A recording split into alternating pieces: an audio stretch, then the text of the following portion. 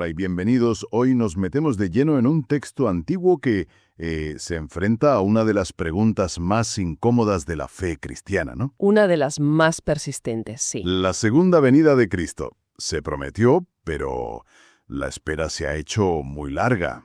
¿Qué ha pasado? Exacto. Pues la fuente que tenemos es un comentario teológico muy detallado sobre el capítulo 3 de la segunda epístola de Pedro, y nuestra misión es analizar a fondo sus argumentos. Sí, ver cómo responde a los escépticos de su época, qué razones da para esa aparente demora. Y sobre todo, ¿qué significa todo eso para la vida? Bueno, vamos a ello. Pues sí. A ver, este capítulo es, en esencia, una defensa y una llamada a la acción. Se enfrenta directamente a la burla de quienes decían: ha pasado demasiado tiempo, esto no se va a cumplir. Un problema que se agudizó, según el comentario, cuando murió la primera generación de cristianos. Justo. La fuente lo organiza en 4 bloques: la burla, la causa de la demora, el anuncio del cataclismo final y, por último, las exhortaciones. Vamos a ver cómo construye esa defensa. El capítulo arranca con una palabra clave: recordar. El autor dice que es su segunda carta y que su objetivo es estimular un sano criterio. ¿Por qué tanto énfasis en la memoria? Suena casi a una advertencia. Totalmente. El comentario lo ve como una estrategia deliberada. No es un simple «no os olvidéis», sino un intento de anclar a los lectores en la enseñanza fundamental frente a doctrinas nuevas que él considera dañinas. El verbo griego que usa significa literalmente despertar, como si la mente estuviera adormecida. Y los despierta para que recuerden 2 pilares: los profetas del Antiguo Testamento y el mandamiento de Cristo transmitido por los apóstoles. Es un modo de decir, volvamos a lo básico antes de discutir nada nuevo. Y justo después de sentar esa base, introduce a los antagonistas. Los llama burladores sarcásticos.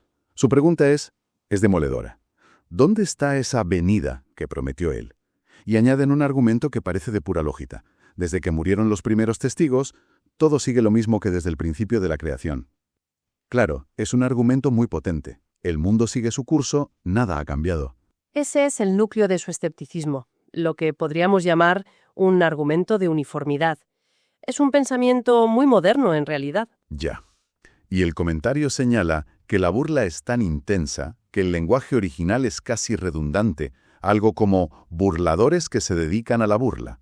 Refleja un desprecio absoluto, y la fuente sitúa esta crisis en ese momento concreto. La primera generación, los que conocieron a Jesús, empieza a morir, y la promesa no se cumple. La expectativa choca con la realidad, y la pregunta es inevitable. Si iba a ser tan pronto, ¿qué ha pasado? ¿Cuál es la respuesta del texto a esta acusación de inacción? Pues la respuesta no busca rebatirles con su misma lógica. Cambia el marco de la discusión. Les acusa de olvidar deliberadamente algo crucial. O sea que no es un despiste. No. El comentario sugiere que su propia afirmación, su «todo sigue igual», es lo que les ciega a la evidencia contraria. Espera, eso es muy interesante. No es que olviden los datos, es que su teoría les impide verlos. Es una idea psicológicamente muy potente. Que rompen por completo esa idea de que Dios no interviene. El primero es la propia creación, la palabra de Dios poniendo orden. Pero el argumento central, el más fuerte, es el diluvio. Claro, el cataclismo. Justo. El texto usa la palabra griega kataklusteis, de donde viene cataclismo. Dice que el mundo de entonces pereció inundado. La lógica es aplastante. Si ya hubo una intervención divina cataclísmica con agua, afirmar que Dios nunca interviene es sencillamente falso. Entendido. Así que usa el pasado como prueba del futuro. El mismo poder que trajo el diluvio ahora reserva el mundo para un evento similar, pero con fuego. Y sobre eso de que olvidan deliberadamente, el comentario ofreció una nota lingüística que lo cambiaba todo, ¿verdad? Sí, es un matiz fascinante. Citando a un erudito, el análisis sugiere que el verbo griego, que se traduce como querer, también puede significar afirmar. ¿Cómo? Así que la frase podría leerse no tanto como «se olvidan porque quieren», sino como «esto les está oculto a los que afirman tal cosa». O sea, su propio dogma, su insistencia en que nada cambia, actúa como un velo que les impide ver la verdad. Su conclusión es la causa de su ceguera. Vale. El autor ha desmontado el argumento de los burladores. Pero eso solo responde a la mitad. Sí, Dios ha actuado, pero ¿por qué no actúa ahora?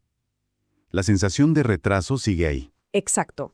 Y es aquí donde el texto da un giro y aborda directamente la tardanza con dos argumentos muy diferentes. El primero es el que contiene esa famosa frase. Para el Señor un día es como 1000 años, y 1000 años son como un día. Esa misma.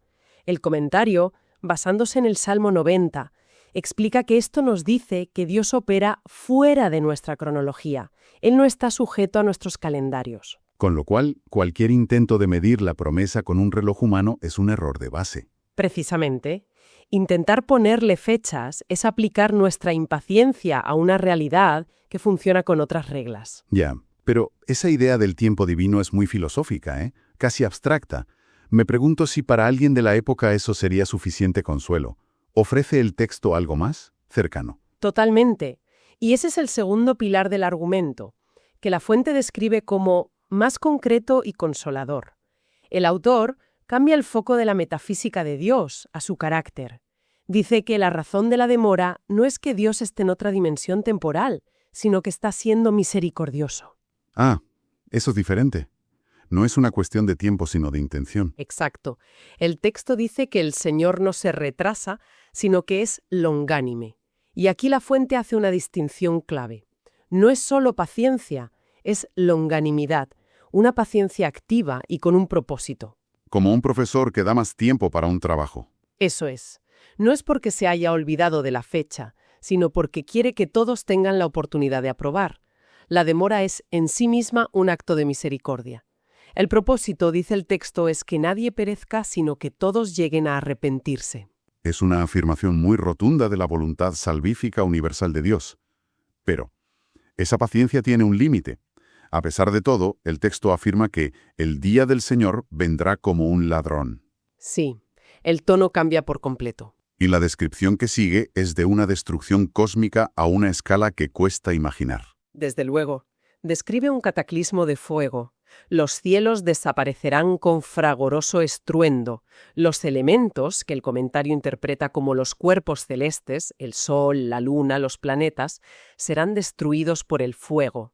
Es un lenguaje apocalíptico muy potente. El análisis se detenía en la palabra estruendo, ¿no? Hacía una parte curioso. Sí. Dice que ese sonido crepitante y ensordecedor recuerda la descripción moderna de una fisión atómica. Obviamente aclara que es una intervención divina, no una guerra nuclear humana, pero es una forma de transmitir una escala de destrucción inimaginable para la época. Es increíble. Un texto de hace casi 2000 años evocando algo tan moderno. Ahora bien, uno oye, los cielos desaparecerán, los elementos serán destruidos, y suena a aniquilación total. Pero el análisis que tenemos le da un giro completo a esa idea, ¿verdad? Ese es un punto fundamental. La destrucción no significa una reducción a la nada, significa una transformación radical, una purificación drástica a través del fuego. Como un herrero que funde el metal viejo para forjar algo nuevo. Esa es la imagen. La destrucción es el paso previo a la renovación. Y esto conecta directamente con el versículo siguiente, que es la contraparte luminosa a toda esta imagen de fuego. Conforme a su promesa, nosotros esperamos unos nuevos cielos y una nueva tierra, donde tenga su morada la rectitud. O sea, la destrucción no es el fin, sino el doloroso nacimiento de una nueva creación. Exacto. Con esta visión tan potente como telón de fondo, el capítulo termina con una llamada a la acción. Si tal va a ser transformado así, lanza la pregunta: ¿qué clase de gente deberíais ser vosotros? La conclusión es práctica.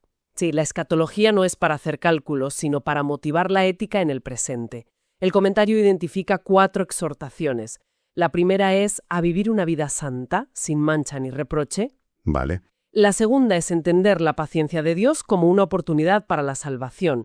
Y es aquí donde introduce una referencia muy personal e inesperada al apóstol Pablo. Espera, se refiere al mismo Pablo con el que, según Gálatas, Pedro tuvo un enfrentamiento público tremendo en Antioquía. Al mismo. Y ahora le llama nuestro amado hermano y alaba la sabiduría que le ha sido dada. Sí, eso es. Mucho más que un simple saludo, desde luego. El comentario lo destaca como un ejemplo extraordinario de humildad y reconciliación. Dejar atrás un conflicto así para reconocer públicamente la autoridad de Pablo es de una gran altura espiritual. Y esa referencia abre un paréntesis muy importante. El autor reconoce que en las cartas de Pablo hay algunas cosas difíciles de entender. Lo cual es un alivio para cualquiera que haya leído a Pablo, la verdad. Totalmente. Pero aclara quiénes son los que las malinterpretan. Los ignorantes e inconstantes. Y el comentario insiste en que esto no es un argumento para crear una élite de intérpretes. Es una advertencia seria contra quienes se acercan a textos complejos sin preparación y con la intención de retorcer su significado. Y va un paso más allá. Llega a equiparar los escritos de Pablo con las escrituras del Antiguo Testamento. Sí, es un momento crucial. Al decir que tuercen las cartas de Pablo, como hacen también con las demás escrituras, las está elevando implícitamente al mismo nivel de autoridad. Y sobre todo presentando la demora del reconocimiento del Nuevo Testamento como escritura. Fascinante. Y después de ese paréntesis, ¿cuáles son las últimas exhortaciones?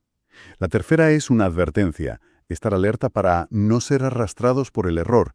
El análisis del verbo griego aquí sugiere un dejarse llevar, implica cierta voluntariedad, no es una fuerza irresistible, no. Y la última es la contrapartida positiva. Id creciendo en la gracia y en el conocimiento de nuestro Señor y Salvador Jesucristo. La idea final es que en la vida espiritual no hay punto muerto, o se avanza o, por inercia, se retrocede. Así que, recapitulando, este capítulo es una respuesta teológica muy elaborada a una crisis de fe. Combate el escepticismo no con un calendario, sino recordando la soberanía de Dios, redefiniendo el tiempo. Y lo más impactante, creo, es cómo conecta esa visión cosmológica tan dramática, el fuego, la disolución de los cielos, con la ética personal del día a día. Exacto. La creencia en un final y un nuevo comienzo no debe llevar al escapismo, sino que exige una vida activa, santa y en constante crecimiento aquí y ahora. Esto nos deja una idea final para reflexionar. El texto presenta la demora de un evento final no como un vacío, sino como un espacio lleno de propósito, un tiempo de oportunidad creado por la paciencia divina. Y esto plantea una pregunta. Si concebimos el tiempo, ya sea el de la historia o el de nuestra propia vida, no como algo que simplemente pasa, sino como un recurso finito y cargado de intención, ¿cómo cambia eso el valor y la urgencia que le damos a cada momento presente?